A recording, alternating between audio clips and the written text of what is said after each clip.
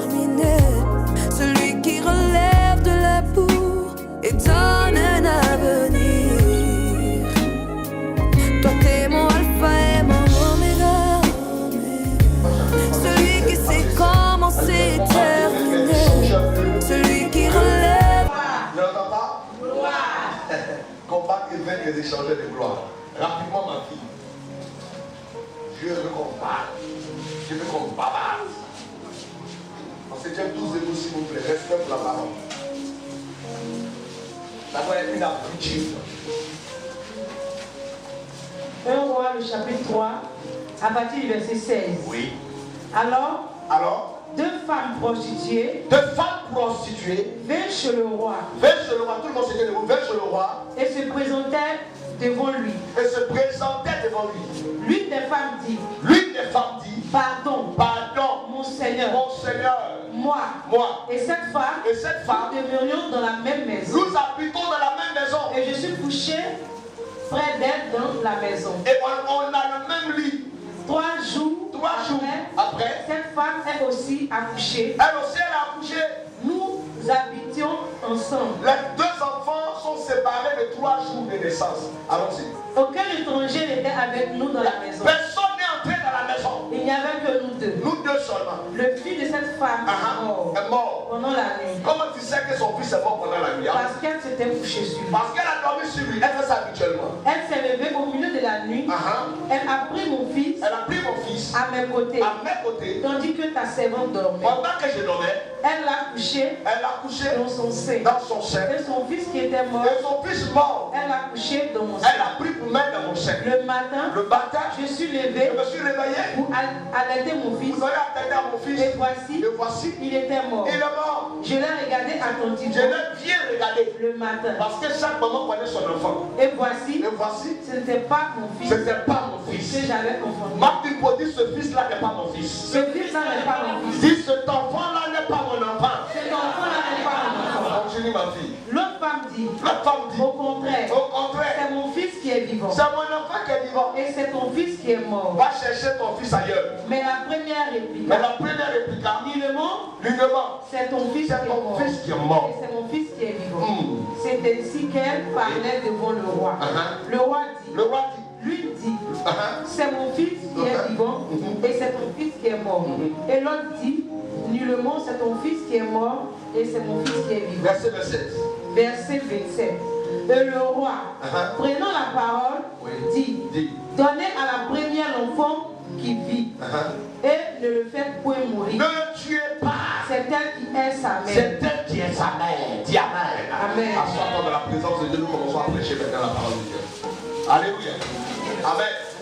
Le livre du roi est le livre des patriarches. En d'autres versions, c'est le livre de la royauté. Amen. Amen. Il est aussi semblable au livre des chroniques. Amen. Et c'est un livre qui est très fort parce que ça parle de l'histoire des rois, les David, les Salomon, et tout ça. Alléluia. C'est vraiment une grandesse. Amen. Mais le thème que nous sommes en train de traiter révèle d'une révélation importante. Amen. Le message que nous traitons ce matin, c'est un message qui va apporter la vie dans ta vie. Amen. Qui va apporter la lumière dans ce que tu es en train de faire. Amen. Amen. Écoute-moi très bien. Nous disons en tant que serviteurs de Dieu que nous sommes nés pour réussir, que nous sommes nés pour vaincre, que nous sommes nés pour être des sujets de témoignage, que nous sommes nés pour être des sources de bénédiction. Alléluia. Et quand nous regardons dans le thème, on dit combattre et vaincre les échangeurs de gloire. Ils ne changent pas autre chose. Ce qu'ils cherchent à échanger, c'est la gloire. Or, un homme sans la gloire n'est rien. C'est la gloire qui fait qu'on peut parler de toi. C'est la gloire qui fait qu'on peut te célébrer. La Bible dit en Romains, je crois 3:23, car tous sont péchés et sont privés de la gloire de Dieu. Amen. Donc Dieu, pour nous faire briller, il nous donne sa gloire. Il fait de nous des participants à sa gloire.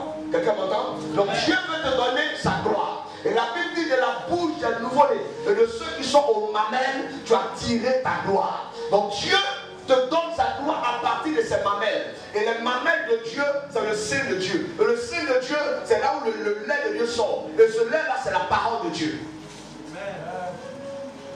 Donc plus nous écoutons la parole de Dieu, plus nous sommes changés, plus nous avons la gloire de Dieu en nous, nous avons la présence de Dieu en nous, nous avons l'autorité de Dieu en nous. Quelqu'un m'entend? Et cette gloire de Dieu là, on peut la perdre. Mais la vérité c'est que Dieu ne partage pas sa gloire. Donc il y a une telle gloire que Dieu peut te donner qui est gloire mais qui n'est pas la gloire de Dieu. Alléluia. La Bible dit que cette gloire de Dieu là, c'est celle qui fait que Dieu est ce qu'il est. C'est celle qui fait que les démons le craignent. C'est celle-là qui fait que toute puissance spirituelle est obligée de fléchir.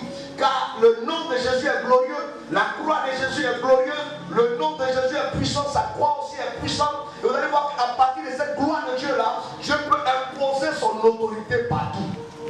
On vous respecte à cause de la gloire que vous transportez. On vous honore à cause de la gloire que vous avez. Alléluia. Quand un homme est glorieux, même ses paroles sont glorieuses. Quand un homme est glorieux, tout ce qu'il porte a de la valeur. Même s'il va acheter dans les lieux où il va être frère un vêtement de 1000 francs, parce qu'il est glorieux, le vêtement aussi est glorieux. Quand un homme est glorieux, tout ce qui le touche devient glorieux. Jésus était glorieux. La Bible dit qu'à la croix, les gens tiraient ses vêtements, alors que ses vêtements étaient imbibés de sang. Ce n'était pas le sang qui intéressait les gens. Ce qui les intéressait, c'était la gloire du Fils unique du Dieu vivant. C'est la gloire là qu'eux ils voulaient aussi toucher. Amen. Et tu as droit à la gloire. Tu as droit d'être un chrétien glorieux. Oh, je n'ai pas entendu amen. La gloire n'a rien à voir avec la beauté. Tu peux être belle et puis tu n'es pas glorieuse. Alléluia. Tu peux avoir l'argent, ce n'est pas l'argent qui donne la gloire. Amen. La gloire n'a rien à voir avec l'argent, frère. Amen. Amen. Amen. La gloire n'a rien à voir avec l'éducation. Amen. La gloire n'a rien à voir avec le quartier où tu as grandi. Il y a des gens qui ont grandi dans des quartiers terribles. Ils sont dans la Rivera, ils étaient dans les grands quartiers, mais il n'est pas glorieux. Parce que tout ce qui est en lui là, c'est la drogue. Tout ce qui est en lui là, c'est les choses bizarres. Amen. Son papa a travaillé, son papa a tout fait pour que la maison soit belle. Tout est glorieux dans la maison, mais les enfants là, leur comportement n'est pas glorieux. Donc la gloire n'a rien à voir avec tout ça. Seulement que la gloire se bâtit, la gloire se travaille. Et ce que Dieu prévoit pour que nous reflétons sa gloire, pour que nous soyons reconnus comme les enfants de Dieu, pour que nous soyons reconnus comme les appartenants à Jésus. Alléluia. C'est qui nous donne sa gloire. Et l'une des choses que Dieu a donné à Jésus, c'est que Dieu a fait de Jésus le Fils de Dieu. Il a fait de lui un héritier.